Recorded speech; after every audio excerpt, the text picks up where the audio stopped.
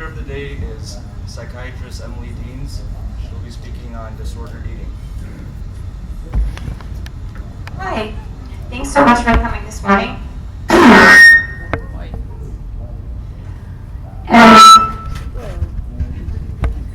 Unfortunately, all my slides are cut off at the top, so I'm going to have to tell you the titles of the slides. But this is Disordered Eating in the Modern World. I'm a psychiatrist, a general adult psychiatrist, but I have spent quite a lot of time working in inpatient units, outpatient with eating disorder patients over the years. I am a professional blogger at Psychology Today, working on a book manuscript on this topic, and I have a blog at Evolutionary Psychiatry. So what are the eating disorders? Let's quickly define them. Probably our most famous are these top two, anorexia nervosa, which is a restricting and binging subtype. This is basically refusing to maintain 85% of normal weight for height, poor body image, an undue amount of self-esteem related to body image. It's the most deadly of the psychiatric disorders, with 5% mortality at 5 years and 10% mortality at 10 years. Typically, you get death by starvation, so heart failure and electrolyte abnormalities, suicide and substance abuse. Anorexia nervosa has binging and restricting subtypes. All these eating disorders overlap, which can be a problem when you're trying to study them systemically. Bulimia nervosa, actually the first paper about bulimia didn't appear until 1989. And the strict definition by the DSM-4 is binging and purging at least 8 times a month for 3 months. The DSM-5 has broadened this definition so that you can be called to have bulimia nervosa if you do it 4 times a month. But purging includes not just what we think of as vomiting, but also laxative abuse, excessive exercise. Male athletes will tend to try to sweat purge. People with bulimia tend to be relatively normal weight, but they also have this self-esteem that's unduly concerned with exactly how they look, physical appearance. And bulimia, more even than anorexia, co-occurs with substance abuse, also self-injurious behavior, cutting, burning, that kind of thing, and other impulsive behaviors. Now, these are pretty desperate diseases. You're looking at a hospital situation with anorexia and bulimia. We had young women, one of their craft projects that they made on the unit was a hope box, and one of our patients was throwing up into her hope box. And you don't have to be an expert on Freud to kind of analyze what that means. Another of the patients with bulimia, you're carefully monitored, all your ins and outs. Constipation is a huge problem when you're restricting, so people are given laxatives. And one of them was actually hiding her stools in a ceiling tile so she could be given more laxatives. So I mean, this is very, very desperate behavior. So the definition of a binge, so to throw that out there, there's a defined definition. It's within a 2-hour period, eating objectively way more than normal, but then later feeling a disgust, sense of loss and control. And actually 1/3 of obese people seeking medical treatment for obesity do have a defined binge eating disorder. Main problem with studying eating disorders, a lot of them are so strictly defined that they are exceptionally rare. And most people, 3 times as many people, have eating disorder not otherwise specified as bulimia and anorexia combined. And this eating disorder not otherwise specified basically is this huge kind of wastebasket diagnosis that encompasses everyone with really problematic eating habits. Purging disorders, binge eating disorder is not an official diagnosis yet. And so you get all these people with problems that get swept into this category. It's not well studied. We don't even have great data on the prevalence. So men, we typically think of eating disorders as a problem of young women. Men are probably make up about 1/3 of the people with eating disorders, but it's less recognized and they're less willing to come forward. And what is this term at the bottom here, orthorexia? It's not an official diagnosis. It was a term made by Dr. Stephen Bratman, who was a naturopathic doctor and then became an MD. And he used to put people on pretty restrictive diets to try to cure their health problems, and he realized he was creating a lot of people who were very anxious about eating. So when healthy eating becomes an obsession, if what you eat and the food you consume takes an undue amount of your time, and energy to the point it causes a functional impairment like anxiety, then maybe you have a problem with orthorexia. And there are people who have died of orthorexia. Unlike the other eating disorders, orthorexia does not tend to come with poor body image or poor self-esteem, but there are people who really they have severe restrictions in their food, and they seek a purity of body. There's a lot of fasting and restriction. People get that light, airy feeling. People with anorexia also like that. They talk about this light, airy feeling from fasting consistently. And some people have restricted their food so much that they have died of starvation in the severe cases of orthorexia. I would say orthorexia I consider more of an anxiety disorder or health anxiety disorder or OCD rather than putting it strictly with the rest of the eating disorders, because the key factor of a lot of the eating disorders is lack of control over what you're eating, and also that poor self-image that isn't true, doesn't tend to be true of orthorexia. So are eating disorders increasing? It really depends on who you ask, because most of your papers on eating disorders will start off with saying that eating disorders are quite rare. I would say that what's interesting about the cohorts is classically eating disorders have really been a disorder of young women, typically college-age young women and a little bit younger. But now the cohorts are actually getting younger and older, and hospitalizations. I've seen patients hospitalized with anorexia as young as the age of 7. And there's a new cohort of middle-aged men and women who are developing binge eating disorders, bulimia and anorexia, which we didn't really see before. But anorexia is sort of the population since the 70s has been holding steady at about 0.5, maybe 1%. Bulimia, it's about 1 to 2% of men, 3 to 5% of women. Perhaps this is decreasing since the 90s. Binge eating and EDNOS, they're about triple, again, the incidence of these other two. And they're definitely increasing. Hospitalizations for both of those have been increasing from 2000 to 2009, for example. And so a lot of problematic eating behaviors to the point where people are hospitalized tend to be getting bigger and bigger and bigger, but still relatively rare, say, compared to depression or anxiety in general. And this is just taken from the journal, just kind of showing on this graph. You can see it starts problematic behaviors now maybe start around the age of 10, and the rarest is anorexia there at the bottom. You have bulimia as that second line, and those top two are binge eating and then subthreshold binge eating. So you'd be looking at your eating disorder NOS. You see it steadily climbs as age increases and becomes much more common. And it tends to now start around, for most people, around puberty. However, are these disorders really that rare? They're very strictly defined in these psychiatric definitions, which is good because it really keeps you to pathologizing people who have only a very serious condition.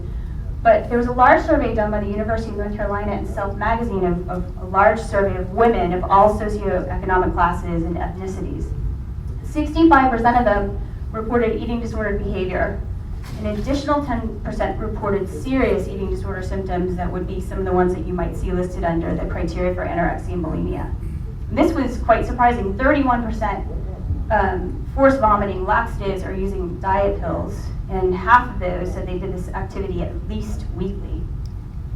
60% of American women were trying to lose weight. 53% of those who were trying to lose weight were actually of normal weight. 16% dieted on 1,000 calories a day or less. Some of these, last one, 49% would eat when they're not hungry. I don't know that that's all that unusual. But we also have to remember, in this study, leaving out entire food groups was considered disordered behavior, so it was very broadly defined. So just to kind of overview eating disorders, there's a primarily restricting type, more fasting. Anorexics tend to get sort of a high and feel really good and get a sort of a dopamine response, addictive response to restriction. And this is really primarily female dominant. And then the other end of this is binging and purging. This is seen more in men and women, older people, and it's more associated with substance abuse and self-injury. So there's another piece of eating disorders or disordered eating that's related to emotional eating.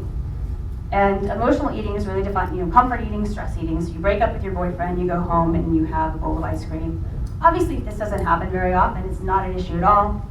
But if you're comfort eating a lot, if you're under a lot of stress and you spend a lot of your time comfort eating, it can cause problems.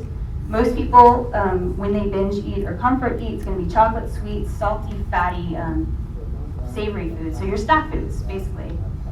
Sometimes people comfort eat the stuff mom used to make, or caffeinated beverages, sodas. And it's seen more in people who've previously dieted or people who are obese. And there's several studies on emotional eating, and obviously it's associated with stress. And there tend to be two types of people. There are people who binge eat when they're stressed, and there are people who eat less when they're stressed. And most people are actually the less that you eat less when you're stressed. However, emotional eating, for whatever reason, the population seems to be increasing. They did a large survey in Norway. Self-identified stress eaters increased from 23 to 36% of the population between, they asked the same questions in 1983 and 2009. That's a pretty big jump, and nobody really knows why. So when we think about these processes and why food might be a problem, I like to think of sort of the addictive properties of food. So we have to go to the reward pathways and talk a bit about those. Our reward pathways are really important. There are three basic pathways. There's a dopamine pathway, an opiate or endorphin pathway, and the endocannabinoid pathways. And they all interact. And they interact with hormone feeding and anxiety sort of pathways in the brain. They're meant to be there. So just because something lights up a reward pathway does not mean that it's addictive or that it's bad for you. Food, sex, exercise, all of them light up these pathways. Being happy, being with your family. But when there's a supernormal stimulus, so let's compare heroin to your own natural endorphins, that's when it can make for troubling addictive behavior. And there are things about modern food that make it a supernormal stimulus. And some people do seem to have a vulnerability to these certain kinds of foods, particularly these the salt, the salty snacks, carbohydrate snacks, carbohydrate, salt, and fat snacks, and sweets, and chocolate. But you'll also see this sort of you'll see on news studies that just because sugar lights up the reward pathway, it's toxic, it's exactly like cocaine. Sugar isn't exactly like cocaine, and in context, as part of fruit, for example, sugar doesn't tend to be a binge-worthy element. So if you talk to addiction researchers, they get pretty upset about comparing food addictions or binging to addiction. And they'll say, look, I'm working in detox with people who are detoxing from heroin or alcohol, and this very serious condition. And if you talk about Twinkies doing the same thing, it kind of denigrates what we do. They're not happy with it. However, there's a lot about a binge eat and emotional eating that has everything to do with the definition of substance abuse, which there's a loss of control, preoccupation with the abused substance, obsessions about food, use of the substance to control negative feelings, use of substance despite negative consequences. So I had a patient with just out of the hospital with serious medical complications from obesity. She actually almost died from heart failure. And she came to me because she said, I'm still ordering a large pizza every single night, and I'm binging on it. And she was crying. She goes, I can't stop it. I don't know why I'm doing this. It's going to kill me. I can't stop. And that's exactly what I would talk to people when I was working in detox. For detox, I can, there's lots of detoxes available. I have lots of medicines that are available that can, really lock down these receptors and keep you from abusing heroin. I don't have a medicine available to lock down the receptors for pizza. So it can be a huge problem. And the ultimate definition of addiction is use despite harm. So there are Twinkies. So what are some of these possible addictive properties of modern food? One of the suspicious things that you'll see a lot on the blogs, etc., are these wheat and dairy exorphins. Casein and wheat do have molecules that are part of these proteins that do activate our opiate receptors. So we have endorphins that activate our opiate receptors, and these are called exorphins. However, there's very little evidence that these proteins make it intact in the gut. The studies are mostly of mice being injected with wheat proteins directly into their CNS, into the central nervous system, which I don't recommend. However, if you don't have an intact gut, if you have celiac disease, if you have ulcerative colitis, for example, you could be vulnerable to these effects. And I have to say, a lot of the people that I talk to with binge eating disorders, when they talk about what they binge on, their wheat or their or cheese. Bread and cheese are way up there of what people wax poetic about. You know, I break the bread and it smells so good, and the grains of it is so yummy. So I find that interesting. And I did have one patient with confirmed celiac disease who was binging on wheat. So I did put her on an opiate blocker, which there's some data that it can help with binging. And she swore up and down she was not using any painkillers, and she had passed a drug test, though that won't catch every opiate that you can do. And she had classic light opiate withdrawal symptoms. She started sweating, she had gut cramping, diarrhea when I gave her that. That scared her so much she stopped binging on wheat for forevermore, but it wasn't exactly the result I was looking for. So the second piece, I don't know if any of you saw the hypothalamus lecture yesterday, but he talked about how omega-6 are the precursors for our own natural endocannabinoids. Our endocannabinoids light up the cannabis receptors, and they they decrease anxiety, okay, and but they also give you the munchies. They increase appetite. So in one study that was interesting, they increased a rodent's diet from 1% omega-6 fatty acids, which is sort of our classic historical diet, to 8% omega-6.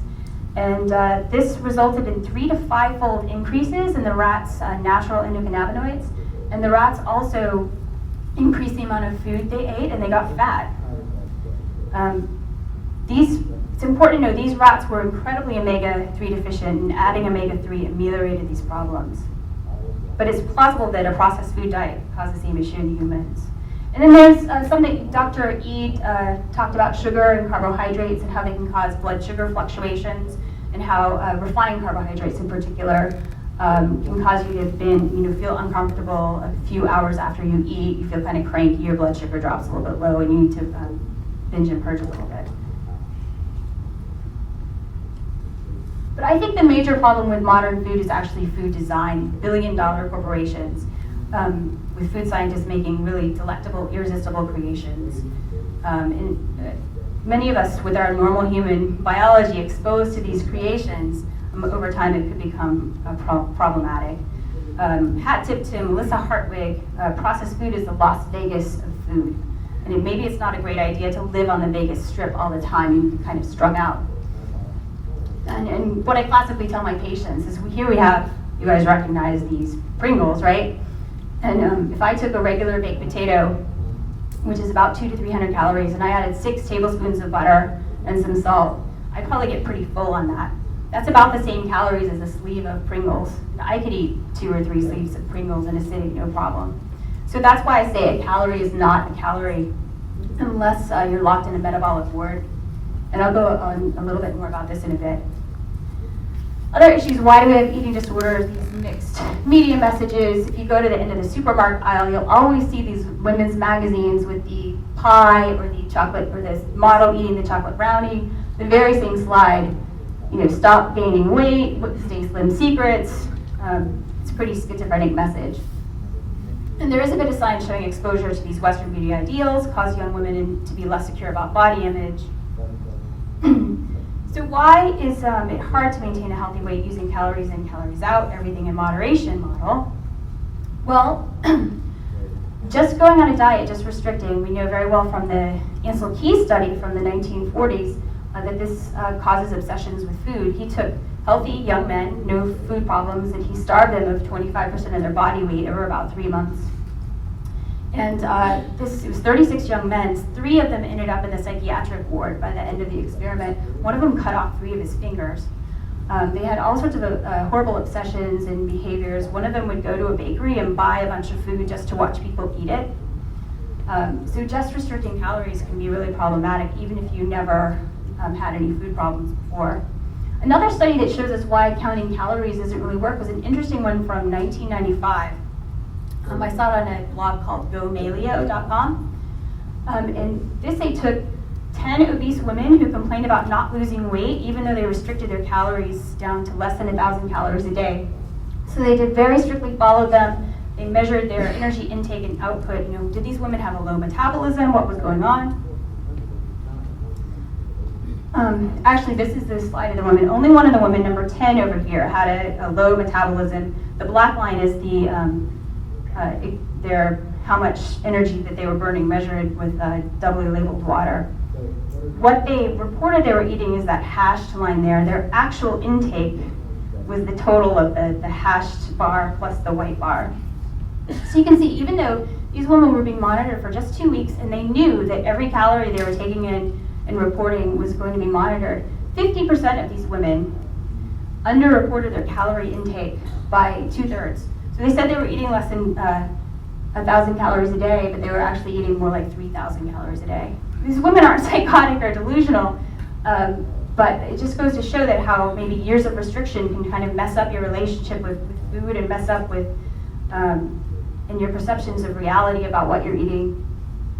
And the problem with the calories in, calories out model is that we're not bomb calorimeters, we're not robots. We have complex and messy psychologies and physiologies. So where do eating disorders begin? Often with the very first diet, as we know from Ansel Keys. Restriction. So government advice, if you go to myplate.gov, it'll tell me to eat 2,000 calories a day, 6 servings of grain, half of those whole grain, this many cups of orange vegetables, this many cups of green vegetables, this many cups of lentils, my skim milk. You cannot follow this advice unless you have OCD or you're a dietitian. It works very well for some people, but for a lot of people like me, I think a lot less about food if I do a different sort of restriction and eat mostly whole foods and rely more on my natural appetite regulation. And I think that's just healthier in general. And the other question, when does being particular about food become an eating disorder? Are all of you eating disordered? I mean, there are people who will accuse you of being eating disordered if you choose not to eat Pop-Tarts. And I think that is ridiculous, but if you do, how orthorexia begins is you have this health problem, you restrict your food, you find your health gets better. So you say, okay, I did that, well, why don't I try an autoimmune protocol? Okay, I did that, well, I noticed that when I eat this, that I have a little bit of flushing, or I have a little bit of diarrhea, or I have a little of this, so I'm gonna restrict that. And you kind of dial down until all you're eating is bulletproof coffee and steamed broccoli, and all your relatives can't stand you talking about food. And that can be a problem. When it becomes a problem is when it really disturbs your functioning. And we really need to find a level where you're comfortable, where you don't have to think about food all that much. You can maintain your weight. You don't necessarily have six-pack abs. And in Anna and Mia forums, where people go if they have eating disorders to get thinspiration, you'll often see pictures of models. I talk to people in recovery who went from the thinspiration to the fitspiration, which can also be quite problematic because it takes a lot of restriction, unless you're really genetically gifted, I think, to look like that. And when people are really in recovery, they go to these mirrorless metrics of self-worth. So talents, strength, functionality, personality. So to wrap it up, I really think that people need an individualized approach, both for treating obesity and treating eating disorders. Some people really thrive on eating mostly whole foods. Some people really thrive knowing, if they know, oh my God, I can never have a Cadbury egg again, they freak out. And so we really have to be sensible about it. I think we should really support building health, using good food to build strong bones, muscles, good brains, rather than restricting. Just the point, just because something lights up the pathway does not mean it's the same as cocaine. But everything that is addictive does light up that pathway, okay? And I think everything in moderation, maybe we can use that for a small percentage of our food, but most of our food should be whole, real food. And really, for my young girls, I have a 4-year-old and a 6-year-old, what's important for me is that I want them to avoid the first diet. I want them to be built of good food, and I don't want to be standing around saying, oh, I feel so fat, and making them neurotic. It's really important to me because it's devastating when it happens. All right, any questions?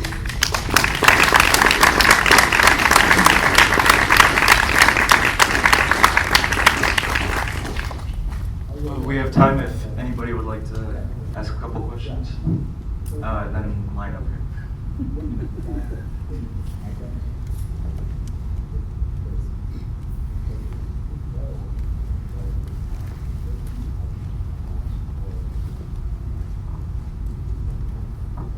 So I guess I'm kind of curious about the orthorexia. I think probably a lot of people in this room read Omnivore's Dilemma, and for a week were like paralyzed with the inability to make food choices. So I think a lot of us on the paleo diet, we cut out so many things, and to our families probably look really crazy.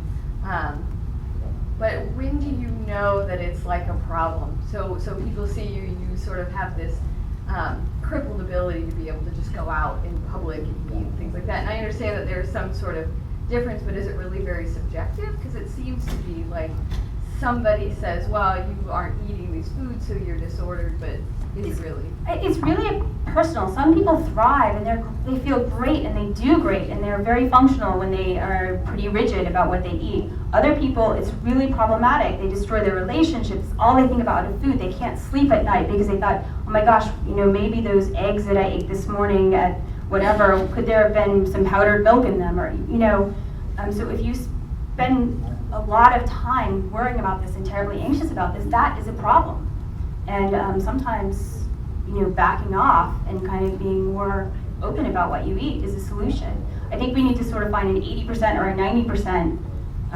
You go to 100%, you're doing tons and tons of work, and it's just not, you reach an asymptote in how it can be helpful for you.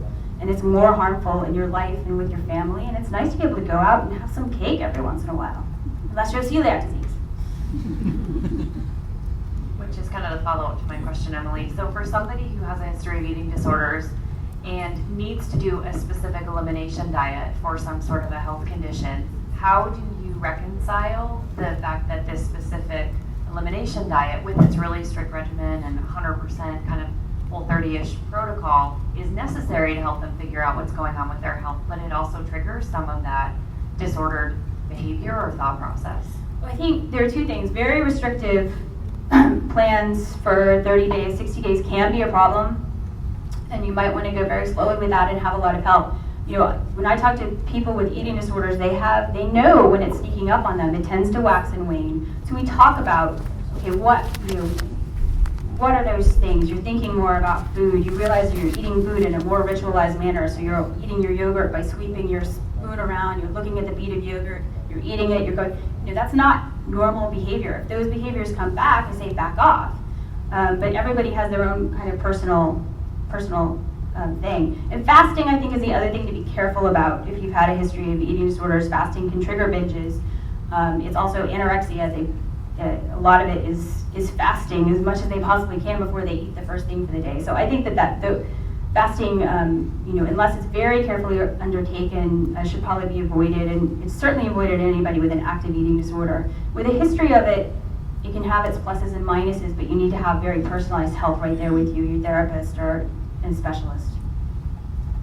Hi, thanks for the presentation. I'm curious about something. You distinguished orthorexia from the other eating disorders by saying it was more akin to an anxiety disorder like OCD. Does that mean, and I know it's hard to separate the human psyche into discrete categories, but are you saying that the other eating disorders would have more of an underlying depression, like with low self-esteem and stuff? The key of the other eating disorders is this lack of, this poor self-image, and really trying to strictly control your environment. And there is an anxiety and OCD component to those eating disorders. They also overlap with delusional disorders, because people will look in the mirror and see themselves as hugely fat when they, all their ribs are sticking out. So there's eating disorders are interesting. They don't quite fit under psychosis or depression or this, but orthorexia is really about this anxiety, this health anxiety and purity, which is a little bit different. Thank you, Emily, and thanks everybody who will listen and ask questions. I did want to